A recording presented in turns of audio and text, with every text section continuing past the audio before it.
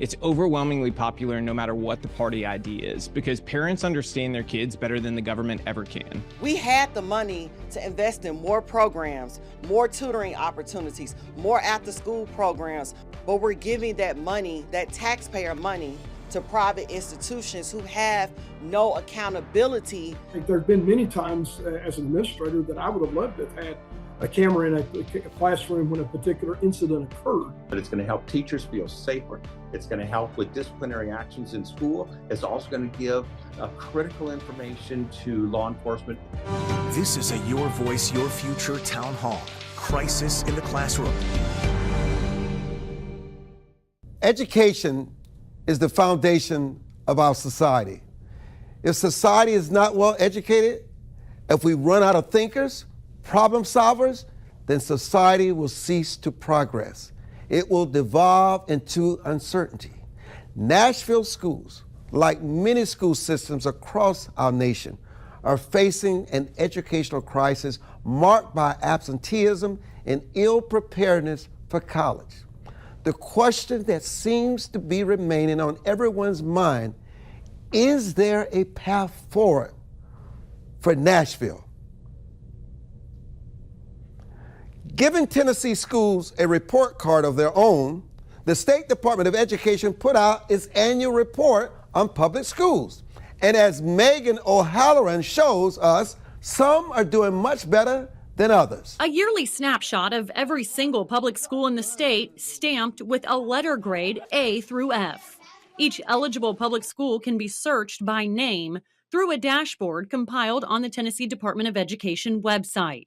Performance metrics are determined by several factors, including student achievement, academic growth, growth of the highest needs students, and for high schools, a measure of college and career readiness. Speaking of high schools, from a quick search, we found a staggering contrast in school grades from county to county. In Davidson County, out of 18 high schools, there were 2 A's, 0 B's, 5 C's, 6 D's, and 5 F's. Williamson County's 10 big high schools turned out 9 A's and 1 B. 9 high schools in Sumner County delivered 2 A's, 3 B's, 2 C's, and 2 D's. In Montgomery County, 8 high schools there recorded 3 A's, 1 B, and 4 D's. Cheatham County's 3 eligible high schools turned 2 B's and 1 D. These stats will likely be a focal point evaluating school performance in the debate over school choice vouchers next session. Joining me now is Megan O'Halloran. Hello, Megan. Welcome to the broadcast. Hey, good to see you again, Armstrong. So Megan, you got to explain. You got to explain these letter grades to us. You know, Tennessee has an A to F letter grades, and 1 in 4 schools could face action. Why could they face action, and why is there so much controversy surrounding something that was passed in 2016 but finally is being put into action? Yeah, Armstrong, the state rolled out this program to install a new measure of accountability because traditionally the performance pressure fell on the students, making A through F letter grades, passing standardized tests to advance to the next grade. This now shifts the burden of responsibility onto the teachers, the principal, the staff, the school district. Right after we aired that story back in December, we ran a poll, Fox Nashville, to our viewers asking the question, will Tennessee's new letter grade system help improve schools? The final votes here, 291 people voted on this, and the majority of people, 68.4% said no, 13.4% said yes, and 18.2% of folks were undecided. This could also be used by Governor Bill Lee. He has introduced the Universal School Choice program in the legislature and may be using this accountability tool as a way to advance and advocate for his legislation.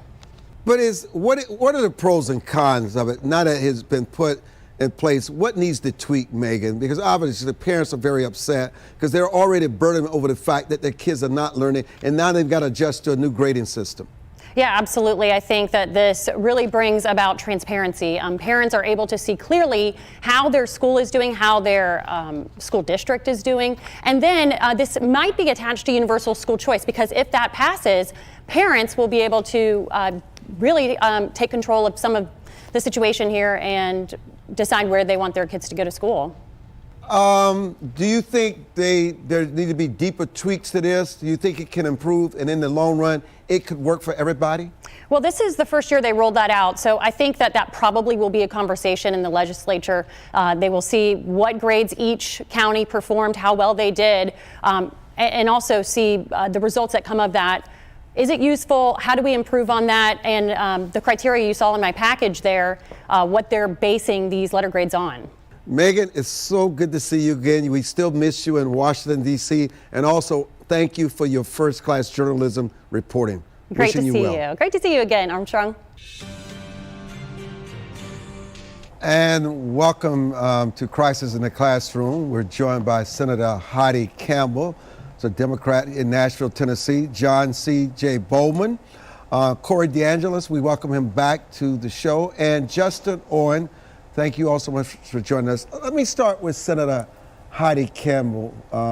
Senator Campbell, what do you see as the most pressing issues in Nashville's classrooms that constitute the current educational crisis, not only that we have now, but it continues? It doesn't seem that anything in sight of getting in control for the betterment of all school kids across your state. Right, yeah. Well, we don't fully fund education in this state, and we haven't for a long time. And unfortunately, this voucher scam is attempting to take what funding we do have for our neighborhood schools away. So this is really definitely a crisis in the classroom, and something that is going to really hurt Tennesseans. So I came on this show because I think we really have to stand up for public education in our state and defend neighborhood schools. You know, Corey DeAngelis, what about the senator's comment that vouchers are taken away and impacting this crisis in Nashville and throughout the state? Look, the money doesn't belong to the government schools. Education funding is meant for educating children, not for propping up and protecting a particular institution. We should fund students as opposed to systems. And if you look at Tennessee, they've increased per student funding by about 180% after adjusting for inflation in real terms since 1970. The public schools in Tennessee spend about $12,000 per student per year, according to the latest data from the Census Bureau. And average private school tuition is actually less than that. It's about $11,000 per student per year. Why not give that funding to the family? Let them choose the education providers that best meet their needs and align with their values. At the same time, this competition could lead to better outcomes in the public schools. School choice is a rising tide that lifts all boats. We've had 29 studies on this topic nationwide. 26 of them are positive, finding school choice leads to better outcomes in the public schools, not worse. This is a win-win solution. You know, John, from your perspective, it's interesting. How has the role and challenges of teachers evolved in Nashville amidst this educational crisis? Are their roles evolving in the right direction? Yes and no. I think we have gone through constant change in Tennessee, starting with Race to the Top that came in.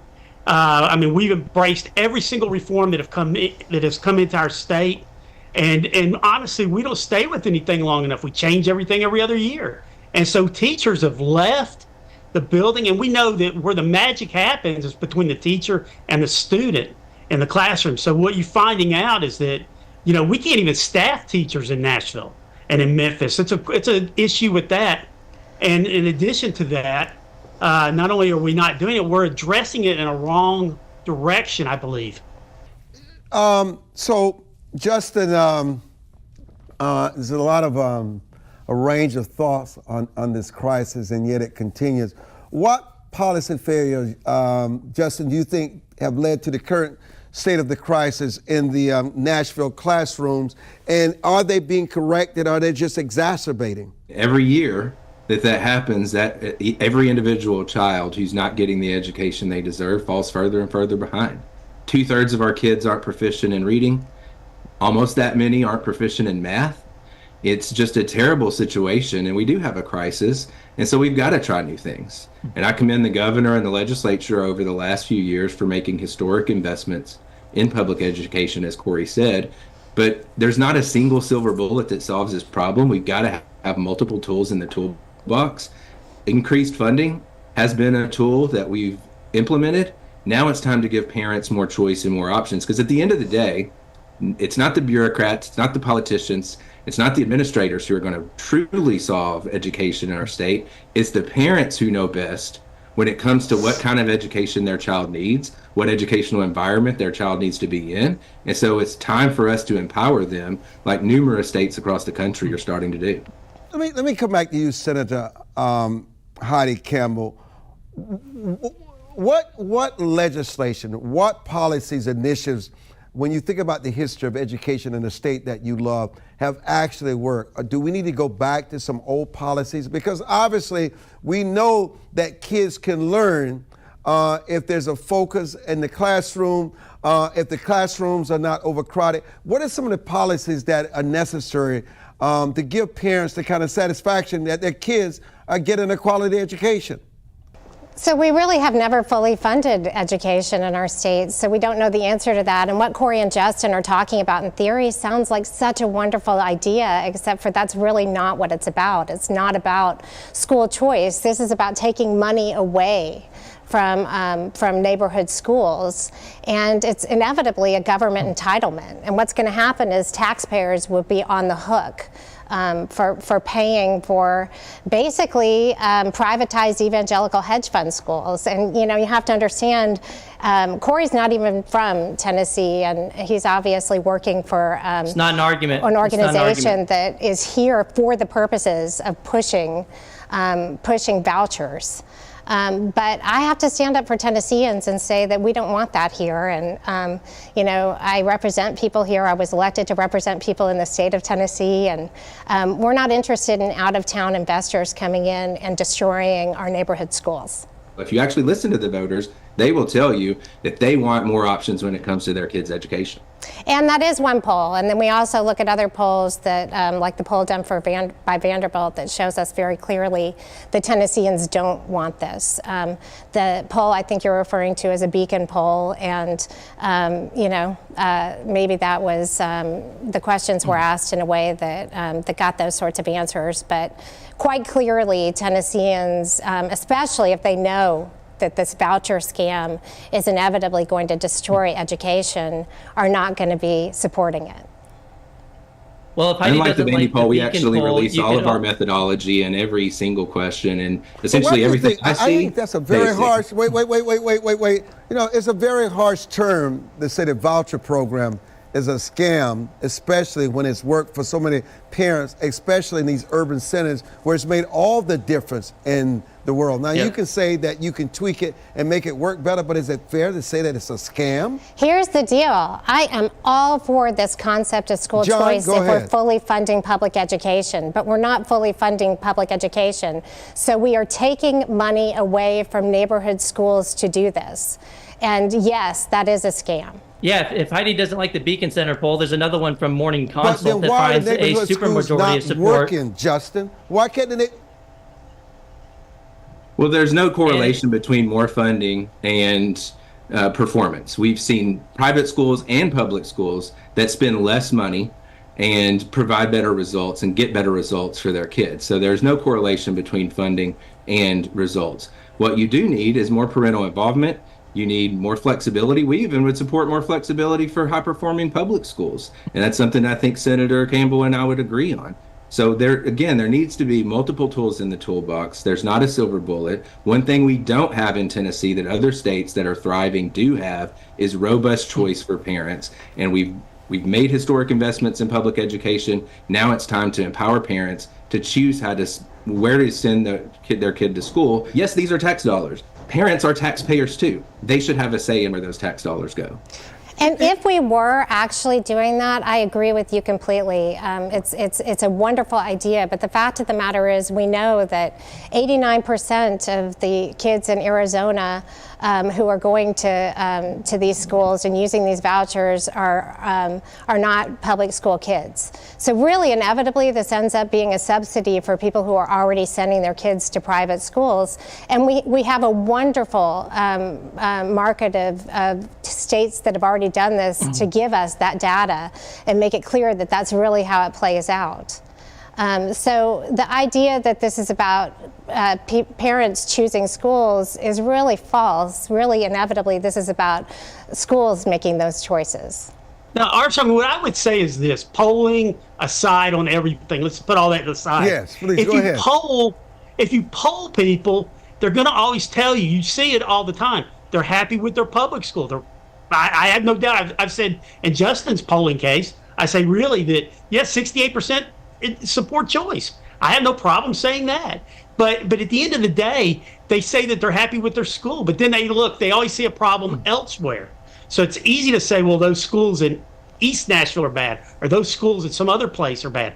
But what we've seen, and I'm going to bring this up, is when it compares to when we did the initial testing, and I mean the Commissioner of Education in Tennessee herself said when we looked at the data from the kids in the ESA program, they did not perform as well as their Shelby County and or their Davidson County counterparts. So, and then we've seen a decade of reform in the Achievement School District, which has been a colossal failure here in Tennessee, which we embraced, and it's been a failure. I mean, it performed, I told the reporter for Channel 17 that it performed 10 points lower than the kids in Shelby County, and they came back and said I was wrong. I said, I am. They said, yeah, it was 12 points lower.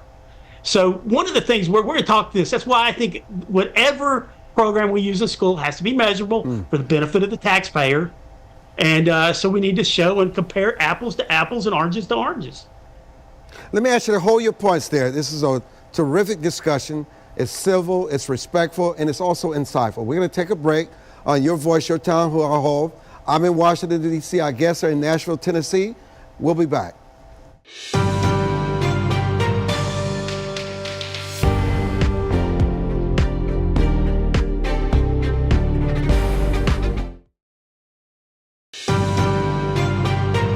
Thanks for joining us on Crisis in the Classroom, Tennessee. I'm Armstrong Williams.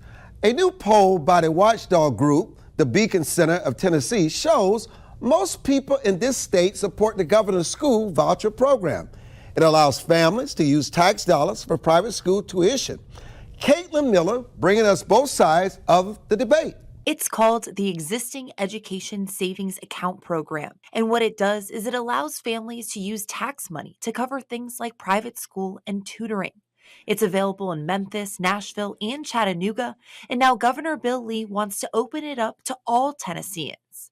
The Beacon Center of Tennessee says, according to their numbers, it is popular. 68% support the proposal, which is an astounding number. That includes 85% of Republicans and then both 56% of Democrats and independents. Mark Cunningham, the spokesperson for the Beacon Center of Tennessee, says they polled more than 1,300 registered voters in Tennessee. And he says they want to be fully transparent, so they offer demographic information and how the question is worded. The Beacon Center believes it's a fair representation, but do others? Do you think the poll accurately portrays what people in Tennessee think about this program? Oh, no, I don't. I don't think that it is. I think it's among a certain peer group of people that do that. But I do think people in general, I think 68% of people support some form of school choice, including public school choice. Political activist Robbie Starbuck believes this poll is a good representation of Tennesseans. It's overwhelmingly popular no matter what the party ID is, because parents understand their kids better than the government ever can.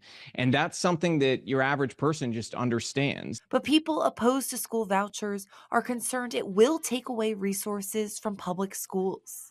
I'm Caitlin Miller, Fox 17 News, your Code Red station. Caitlin, thank you so much for that report. I want to get all our panelists' reaction to that package, but also, how do you think this crisis overall is affecting the academic and social development of students in Nashville and across the state? Clearly limits the ability for a student to move forward in life. And I think that's part of the thing. And we keep focused on the child. I mean, that's the key point that we have focused on throughout our time, because our teachers really do care about kids. And I think that sometimes gets lost in the weeds of the discussion. But I want to go back to something. I really think that it's important to say there's got to be accountability measures to some level to everything we do in education. I mean, somebody's got to look at it and say, this is working, this is not.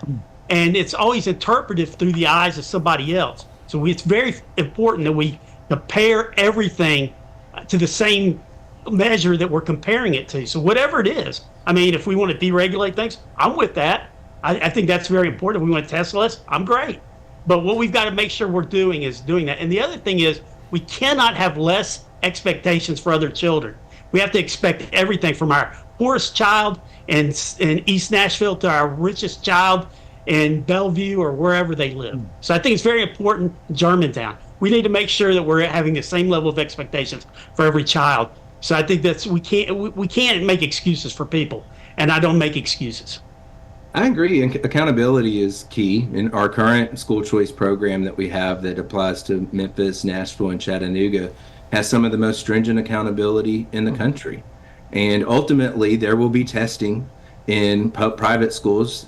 Every private school I know administers tests so that you can look at that student growth year over year. And at the end of the day, when you have a choice program, the biggest accountability is the parent, because they can vote with their feet and choose to leave that school if it's not serving their kid well. You can't get more accountability than that. Vouchers are already failing. We've seen this because we're in the first year of a 3-year pilot program, and the scores are abysmal. So that we know that the voucher program is already not working, and this is going to blow an $800 million hole in our budget. And let me just tell you, it's the antithesis of fiscal responsibility.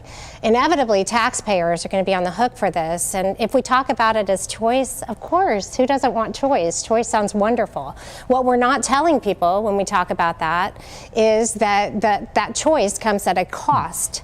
And the cost is to our neighborhood schools and to education in general. Heidi, the voucher or the scholarship is about half of what they spend in the government-run schools, about $7,000 or $8,000 per student, whereas the government-run schools spend a lot more than that, about $12,000 per student. So mathematically, you're going to save taxpayer money because you're spending less per student. And we all know Heidi supports school choice when it comes to her own family. She went to private school. She sent her own kid to private school. I don't blame her for that, but she shouldn't pull the ladder up from behind herself and not allow other families to have that same kind of opportunity. Thank you so much, Corey, for pointing that out. I am so proud of the fact that regardless of that, I still support public education. I wonder why you don't. I wonder why you don't support that. As far as let me just say, as far as the numbers that you're giving, I mean, we know in Arizona that it ended up costing 1,400% more than they predicted, and absolutely. You're only looking at.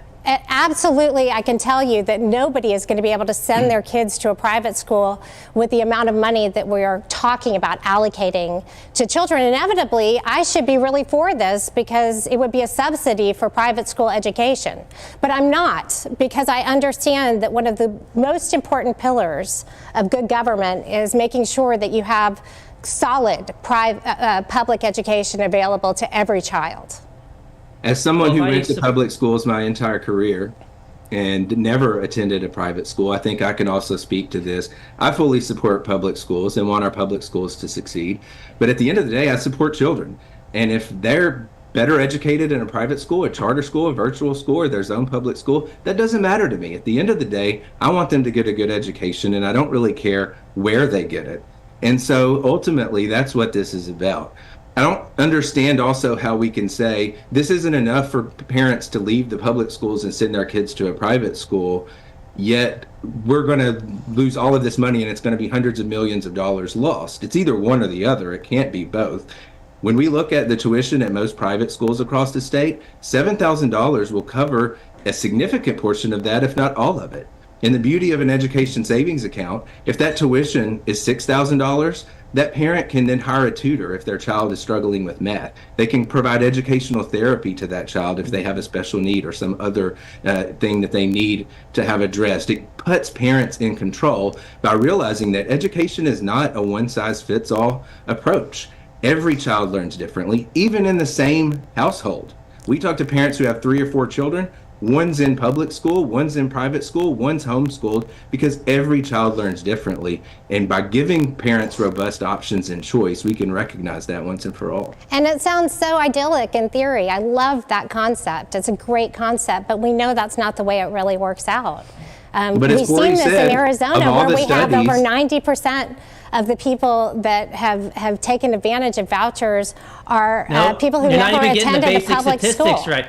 You're not even getting the basic statistics right. That number's around 50%. You look at the latest numbers from the Department of Education. You're using outdated numbers from students who started the program after the school year already started. Of course, it's going to be higher during that time. But look at the latest data. And in Arizona, you're saying it costs more than expected. Well, they had about a price tag of about $900 million for the students using the program, but that was only about $7,000 per scholarship. In Arizona, they spend about twice that much in the government-run schools. So those same students would have cost about $1.8 billion if they were in the government-run school system. So you need to stop doing Common Core math. This is basically pretty easy stuff, where if you're spending less per student than you were before, you're going to save taxpayer money, unless you're trying to push an agenda that says the opposite. You can't really twist the facts more than you already are. Half the amount is a savings, not a cost, unless you're only looking at one side of the equation.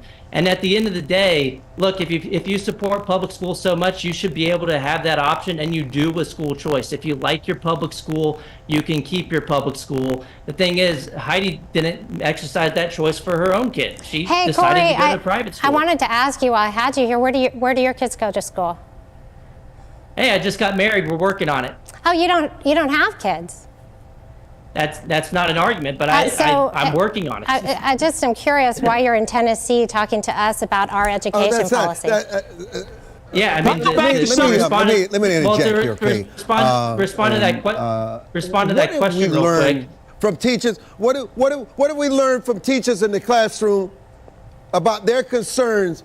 What have we learned from teachers in the classroom about what they're concerned about in this educational experiment? What needs to change for them so they can do a better job of teaching your kids? Anyone? And on that, Armstrong, let me go there. So a couple things. Number one, we deal with a lot of special needs children, and I think people miss that. And we're dealing with a lot of mental health issues that have come in there after the pandemic. And I think we look at that. I mean, we championed the issue. Justin has helped a little bit, I believe, with this, with the mental health. I know that Senator Campbell was on board with that mental health. We're seeing a lot of issues that come into our schools. Now, here's the question. Are those children going to go to private schools? And the likelihood of getting transportation, I mean, are those kids in Nashville and East Nashville going to end up going to Innsworth? How will they be admitted? How will they get there? How's the transportation going to get there? Is that parent going to drive them there? And the chances of that happening are very rare. $7,000 doesn't pay anything. And unless they can slam dunk a basketball or run a sub 10 on 100 meters, they're not going there. So, I mean, I think you got to really be realistic about where their choices are going to be. So where our choices going to be? So we have to make all sorts of choices. Go back to what Justin said. I mean, that's why choices. That's why we're pro school choice on charter schools, magnet schools. Best performing magnet school in Nashville is a magnet school, Hugh Fogg, by none. It is the best public school in Nashville. Why aren't we creating more Hugh Foggs in Nashville? And that's been my question all along. And so we need to replicate what's working. We need to look at. It's always the carrot and the stick, Armstrong. What's working, we need to have more of it and replicate it. What's not working, we need to look at how we can fix it. And so I think, I go back to what Reagan said, and I use that.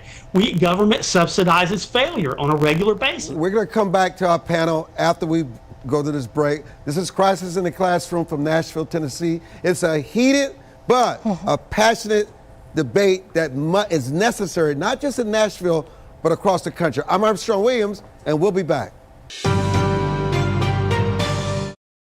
Recently, famed civil rights attorney Ben Crump and pediatric neurosurgeon and former HUD Secretary Ben Carson and myself wrote a book, Crisis in the Classroom. We all come at this from so many different perspectives, don't we? But we all agree we have a crisis. It's your civil right to educate your children. You owe it to yourself and your children to read this book. You can get it wherever good books are sold, even on Amazon.com. Get your copy of Crisis in the Classroom today. We will continue with more of our panel shortly. Welcome back to Crisis in the Classroom. I'm your host, Armstrong Williams. We're seeing violence in schools across Tennessee. Now a state senator is taking action to protect teachers. Caitlin Miller with the plan. This is something Senator Pody is working to prevent. A teacher at Antioch High School getting pepper sprayed by a student for confiscating her cell phone. And then another video showing that same teacher getting repeatedly punched in the head by another student. Senator Pody says the wearable alert system has 3 buttons for disciplinary situations, medical emergencies, and school shootings. But it's going to help teachers feel safer. It's going to help with disciplinary actions in school. It's also going to give critical information to law enforcement. Depending on which button the teacher presses, school administration, the school resource officer, and sometimes law enforcement will be alerted right away. And Senator Pody says the situation will be recorded in real time to help with accountability. Not only will the teachers say this is what happened, but that video is going to show this is what happened. This is what was being said. So Senator Pody says proper disciplinary action will have to be taken.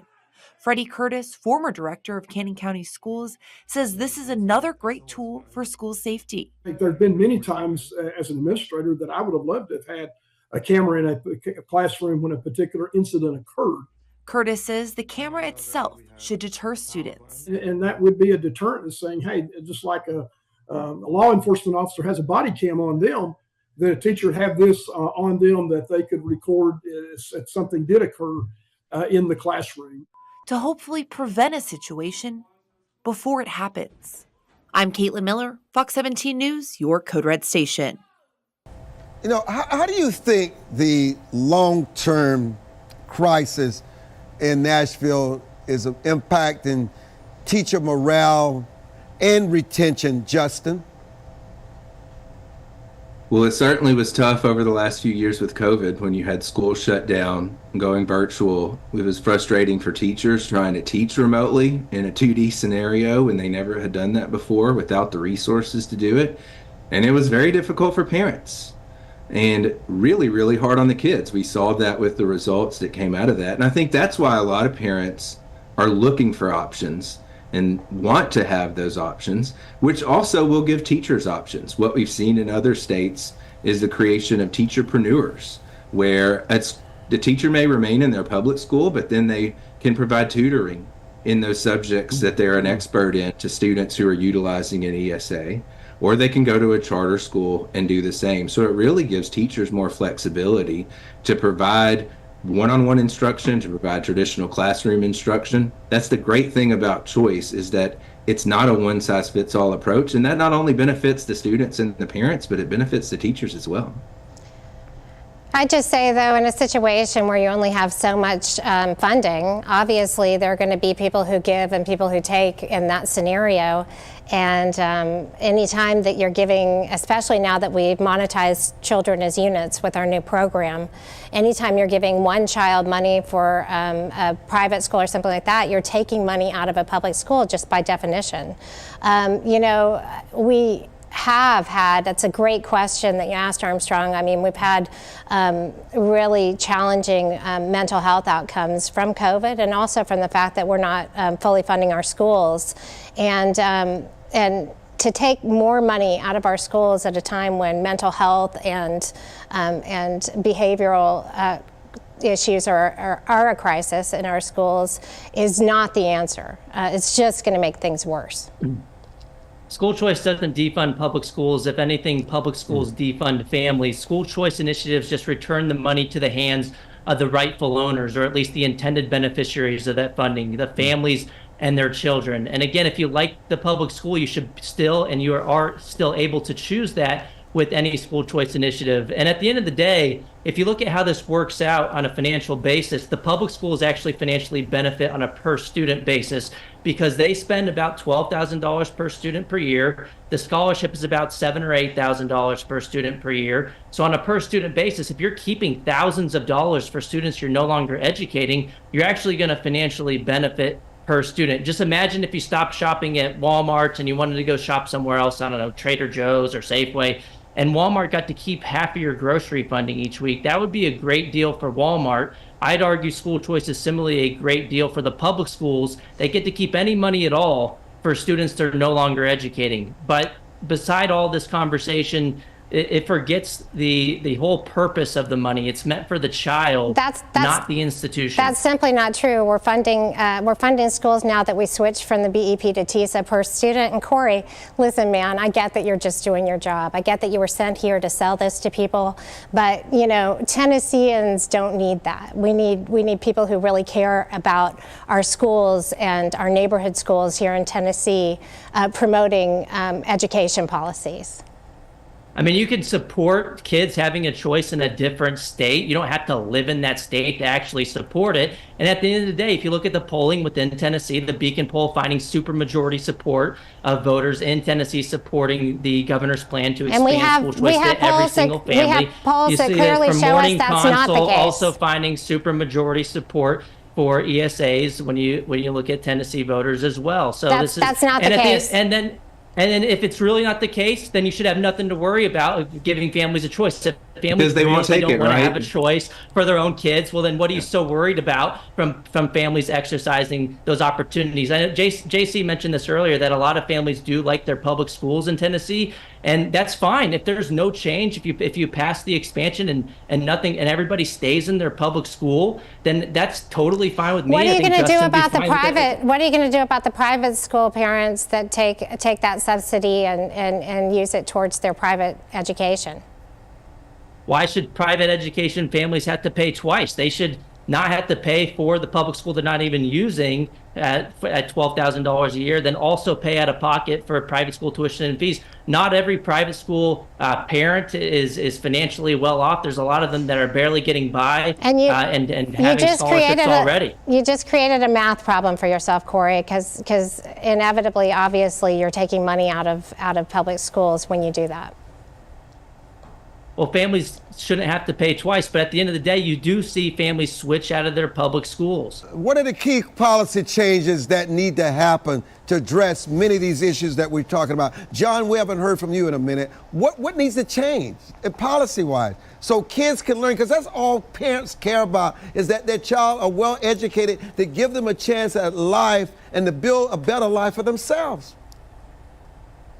We're facing, Armstrong, you know this, we face a lot of societal issues that we're confronted with every day that we're expecting. And Corey can't do it, Justin can't do it, Heidi can't do it, and I can't do it. We can't solve the problems of facing society. We can't solve a problem of a kid who moves 3 or 4 times in a year, who may not he's living with his grandmother or his great-grandmother. We see all these issues that we're having to face as society. If you don't want to find a caring adult to put in the life of that child that takes ownership of that child's education, we're over with anyway. We're not going to, the private school plan will not work, a voucher plan won't work, a charter school won't work, or a public school will not work if we're not dealing with that. And every day we confront these issues in our public schools. And that teacher, that's why I go back to this, where the magic happens is where that teacher can come in and identify. And we haven't even talked about teachers, but the biggest thing that I really feel like is who's going to teach some of these children? You know, are we going to up? And I think Justin and I can have that conversation. I know that I can have that conversation with some legislators. And I think Heidi might be, we've got to look, I've said this all along, certification is a problem in our state, but do we need certified teachers? Do we need to look at who we qualify to put in there? Can a degree get you in the classroom to teach? But it goes back to this. I taught school. When you teach kids and you call a question and you look at a kid's eyes, you know when they get it. You know when they don't get it, when they're lost reading. And so you're able to go back and adjust on the fly, and you're able to go back and spend time with that. That's what matters, is where you're teaching the class, and it also matters where they're coming from, and the teacher and where they're coming from, and a responsible adult that's taking charge and helping that child navigate public school and helping them with their homework and every single step of the way. If not, none of this is going to work. So true, and I'd also say, we need to make sure that we're supporting our schools with counselors. We've lost counselors and RTI instructors, and at a time when we really need those kinds of supports in school, the last thing we need to be doing is blowing an $800 million hole in our education budget. So Heidi, you talk a lot about the budget, but then you're also at the same time calling for fully funding public schools. Which one is it? But my real question is, I want to know what the number is. What is fully funding Tennessee public schools? Because it doesn't have to be an either or. We could increase for funding for public schools and then also give families more opportunities. I just want to know, just what we're talking about. What is fully funding Tennessee public schools, and what number would that be, and when could we move on? I mean, we've already increased public school funding in Tennessee by 180% since 1970 in real terms. How much more is enough?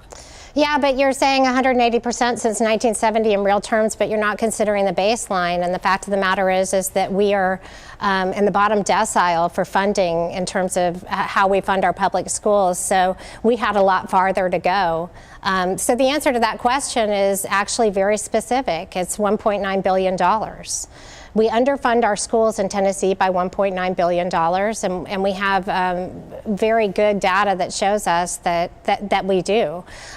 Before we changed our school programming, we had an accountability structure that required us to have counselors and RTI instructors and things like that, and these have always been unfunded mandates year to year. Now we've changed that because we are preparing for the voucher program, and unfortunately those are no longer required. But that's a great question. And certainly, if we fully fund education, then let's start talking about choice. I would like for everyone briefly to just give your final thoughts, because I want to thank you for such a wonderful and enlightening discussion. We'll start with you, Justin. Well, at the end of the day, we just want to give parents in K-12 education the same choices we give college families. No one that opposes this is calling for the elimination of allowing Hope Scholarship students who get taxpayer funding to go to colleges and universities, including private universities like Rhodes, Lincoln Memorial, Belmont, Lambeth. No one's calling to ban them from using those scholarships to go to private schools. And we should do the same thing in K-12 education, giving parents the choices to decide where their kids should go to school. We support the governor's proposal to do that statewide, just like the program that we have in 3 cities across the state. And I look forward to working to give those options to families across Tennessee. Go ahead, Corey. Families have woken up and they're never going back to sleep. 10 states in the past 2 years alone, controlled by Republican legislatures, have gone all in on school choice, allowing every single family, regardless of income, regardless of zip code, regardless of background, to be able to take their children's state-funded education dollars to the education provider of their choosing, whether that's a public school, private school, or home-based education option. Arizona and West Virginia were the first couple of states to lead the way, North Carolina being the most recent. And Tennessee looks like it'll be next as well. This is on the Republican Party platform. Republicans control supermajorities in the House and the Senate in Tennessee. Senator Campbell, your final thoughts. Thank you. Thank you so much for having me, Armstrong. It was great to be with you all here today and this robust discussion. Please don't listen to slick salesmen who have been set in here by Betsy DeVos and the Koch brothers to destroy public education.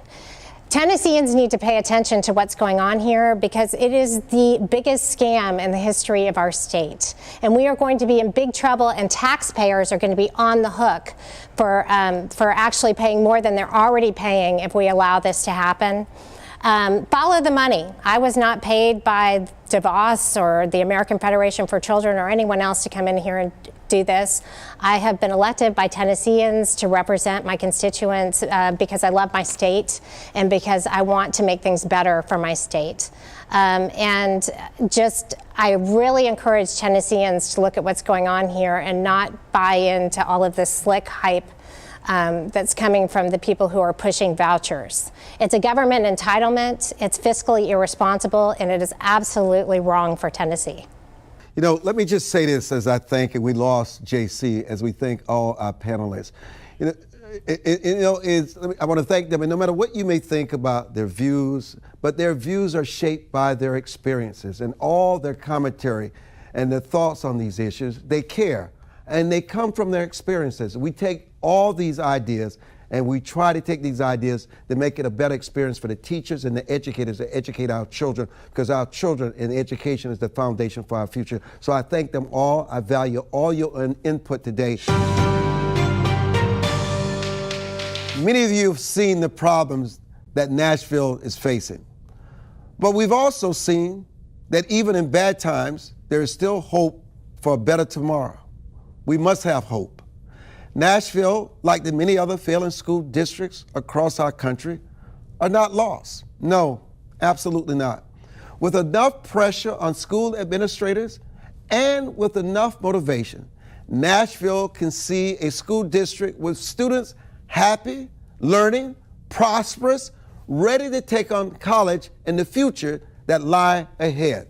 Thank you for joining us for this edition of Crisis in the Classroom in Nashville, Tennessee. I'm your moderator, Armstrong Williams.